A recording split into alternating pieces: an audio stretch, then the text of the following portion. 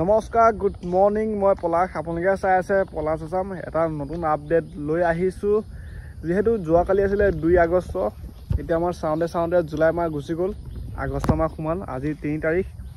তো যোৱাকালি CM ছাৰে গৈছিলে, এটা মন্তব্য জনাইছে। আমাৰ যিহেতু কেণ্ডিডেটসকলে সোধেই যে মামা ফাইনেল লিষ্টটো কেতিয়া দিব, অসম পুলিচৰ ABUB কনষ্টেবল, APR, ড্ৰাইভাৰ এইবিলাক। আৰু তো CM ছাৰে খালি অক্টোবৰ 10 তাৰিখৰ কথাই ক'লে। এতিয়া বৰ্তমান এই ছেপ্টেম্বৰ মাহত বা কিবা এটা ডেট, মানে নতুন আপডেট একো নাই, মানে নতুন ডেট একো দিয়া নাই, খালি 10 অক্টোবৰ তাৰিখৰ কথাটোহে ক'লে। তো এতিয়া যোনসকলে ৱেইট কৰি আছে তেওঁলোকক কওঁ, তো আহি আছে লিষ্ট, অপেক্ষা কৰা, বেছি দিন নাই, 10 অক্টোবৰ পালেহি, ধৈৰ্য ধৰা। আৰু লগতে ময়ো আপডেটবোৰ যিহেতু দি আছোঁ, যোৱাকালি মানে কি হয়, তো CM ছাৰে যিহেতু সুধিলেই, ভাবিলে কিবা নতুন কিবা তাৰিখ মেনশ্যন কৰিব, কিন্তু একোৱে নক'লে, খালি 10 অক্টোবৰ কথা ক'লে। এতিয়া গম পালা, মই যোৱাকালি ভিডিঅ'টো ধুনীয়াকৈ লগাই দিছোঁ, তোমালোকে চোৱা। আৰু যোনসকলে ৱেইট কৰি আছে ভালেই কথা, ৱেইট কৰা। কিন্তু যোনসকলে নতুনকৈ মানে ইণ্টাৰভিউ দিব তেওঁলোকক কৈছোঁ, আজি জুলাই, আগষ্ট মাহ, তো আগষ্ট, ছেপ্টেম্বৰ, অক্টোবৰ, নৱেম্বৰ, এই নৱেম্বৰ মাহত যদি নিউ ৰিক্ৰুটমেণ্ট, নিউ ভেকেঞ্চি আহে, তোমালোকৰ কথা কৈছোঁ। CM ছাৰে কোৱা মতে যদি অসম চৰকাৰৰ যদি আৰু আছাম পুলিচৰ ভেকেঞ্চি হওক, ADRE হওক, ফৰেষ্টৰ হওক, বা যিবিলাক ডিপাৰ্টমেণ্ট আছে, যদি নৱেম্বৰ মাহত নিউ ৰিক্ৰুটমেণ্ট, নিউ ভেকেঞ্চি যদি আহে, তোমালোকে যদি ইণ্টাৰভিউ এই নৱেম্বৰ মাহৰ ভিতৰতে যদি হৈ যায়, এতিয়ালৈ তোমালোকে সাজু হ'বলৈ হ'ল। যোনসকলৰ মানে আপকামিং লিষ্ট আহি আছে তেওঁলোকে হয়তো বাচি যাব। যদি লিষ্টত নাম আহে তেওঁলোকে আৰু ইণ্টাৰভিউ দিবলৈ প্ৰয়োজন নাই।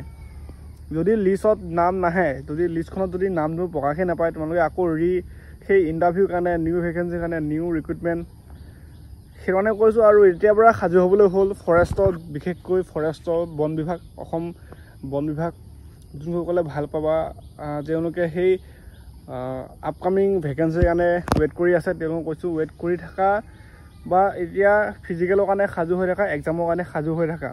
চাওঁতে জুলাই মাহ গুচি গ'ল, এইটো আগষ্ট, আজি 3 তাৰিখ। আগষ্টৰ পিছতে ছেপ্টেম্বৰতে হয়তো আহি যাব। ছেপ্টেম্বৰ হয়তো শেষৰ ফালে হয়তো লিষ্টটো প্ৰকাশ পাই যাব।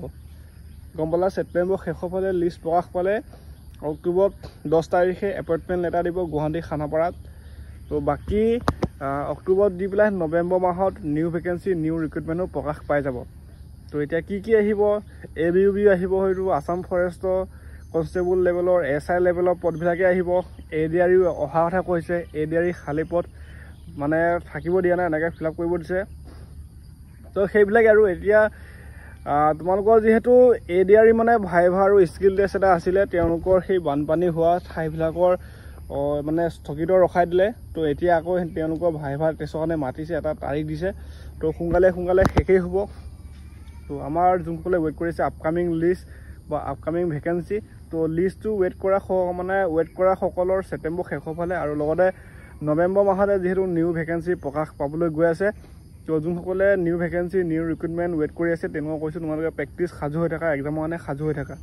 আৰু যিহেতু যোৱাকালি CM ছাৰে সেই 10 অক্টোবৰ কথাই ক'লে, বেলেগ একো কোৱা নাই। মই ধুনীয়াকৈ ভিডিঅ' ক্লিপটো লগাই দিছোঁ। ভিডিঅ'টো বেছি দীঘল কৰা নাই। তো আপডেটটো বিশেষকৈ একো নাই।